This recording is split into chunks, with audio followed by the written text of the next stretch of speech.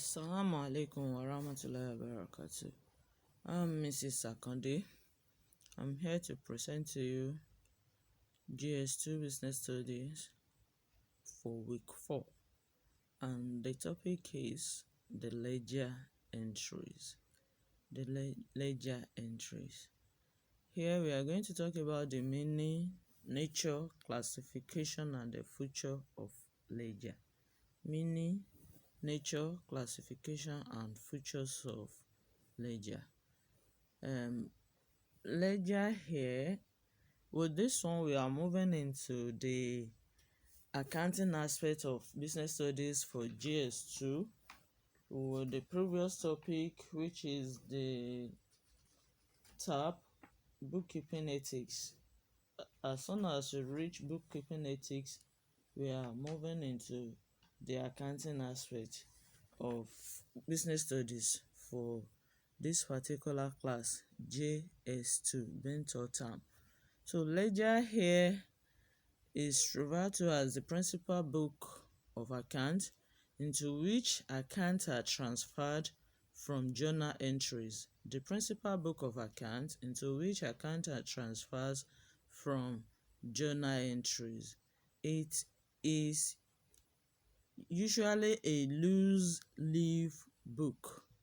A loose leaf book. That is, it can be separated. In other words, we refer to ledger as an individual account. It is also known as an individual account, and it usually has numbered pages for easy identification, which is called a folio. The number pages that is meant for easy identification is referred to as a folio. It is a book that is used for recording periodic transaction. Periodic as in weekly, monthly, or yearly. We refer to it as a book that is used to record periodic transactions from the journal. So what this one implies is that whatever information we have in the ledger is brought from the journal. Journal here, don't forget, it has been treated, and it is referred to then as the book of original entry. Book of original entry. Let's look at the format or nature of ledger. Ledger is classified into, it has two sides, debit and the credit side. Debit side of the ledger has 4 columns in it. Column for date, particulars, folio, and amount. And the credit side as well has 4 columns, which are column for date, particulars, folios, and amount. The debit side of the ledger is meant to record anything received. That is receipt, while the credit side is meant for any payments made. It is meant for any payments made. So debit side here, we will have any income received, be it commission received, amount received from sales, and so on like that. While payments may include that of payments for transactions, payments for the purchases, and so on like that. So will be posted to the credit side of the ledger. Let's look at the classification of ledger. Classification of ledger account. Ledger can be classified into two. Ledger can be classified into two broad categories. 1. Personal ledger, and 2. Impersonal ledger or impersonal account. The diagram here will explain it better. As I've said earlier, ledger account is classified into personal and impersonal. The personal account is further classified into debtors account and creditors account, while the impersonal account is further classified into real and nominal account. So let's look at it one after the other. Personal accounts are the accounts in which transactions with persons or other business organization are recorded. The accounts in which transactions with persons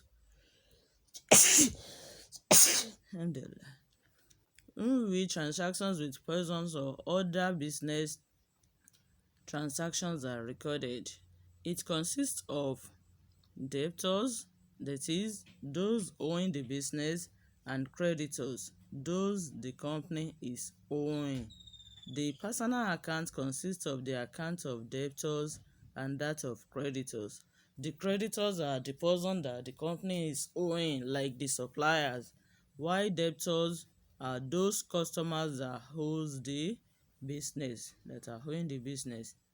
The impersonal account here now accounts relates to assets, liability, income, and expenses. The impersonal accounts relates to assets, liability, incomes, and expenses. So impersonal accounts can be further divided into real and nominal accounts, as I've explained earlier.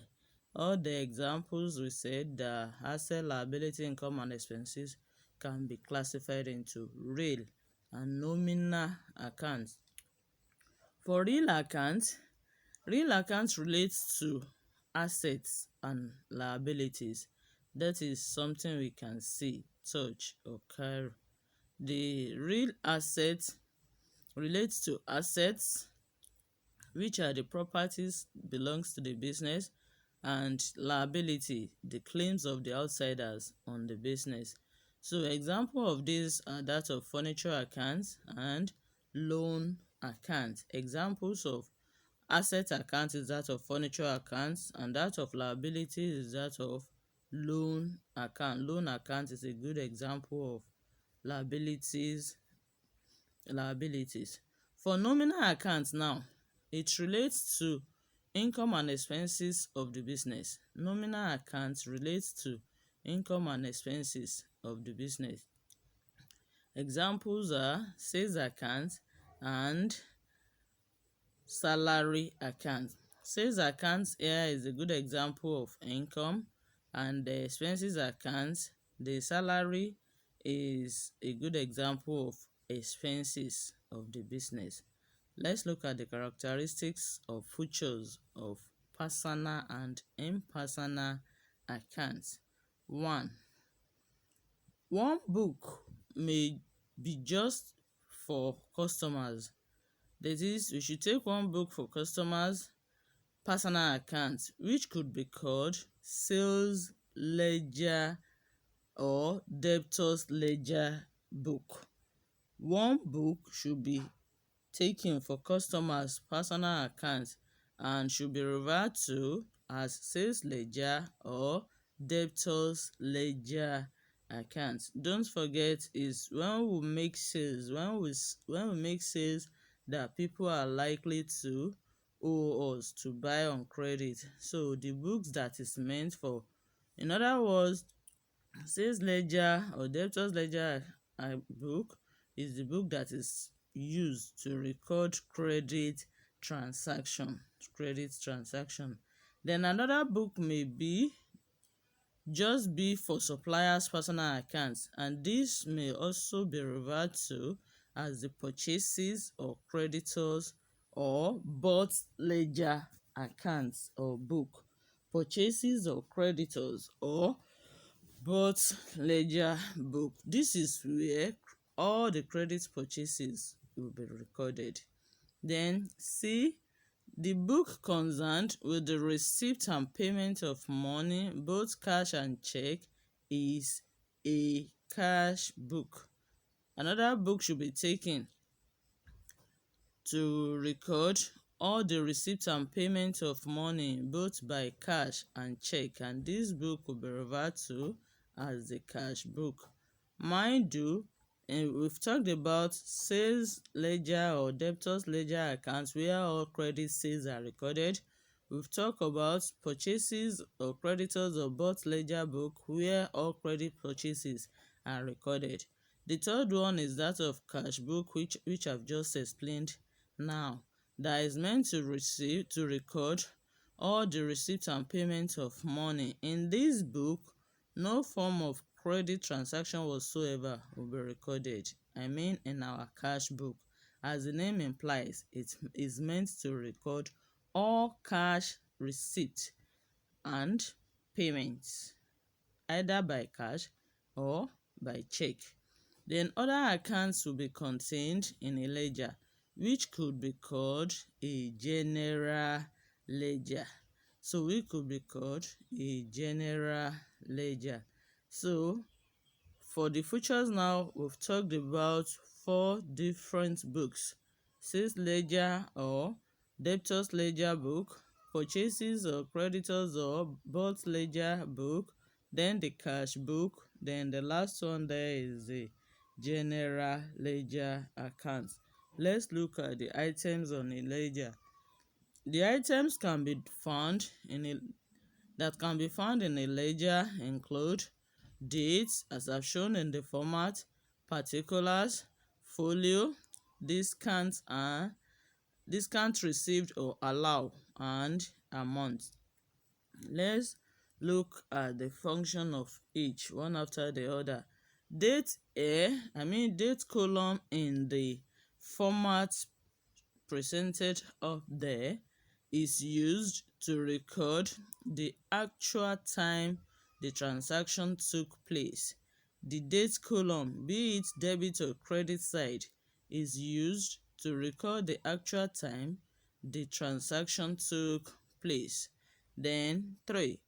Particulars. The particular column explains the kind of transactions that took place: sales, purchases, payment of salaries, payment of transport fare, and so on like that can be found recorded in the particular column, be it debit or credit side, as to whether it is receipt or payment.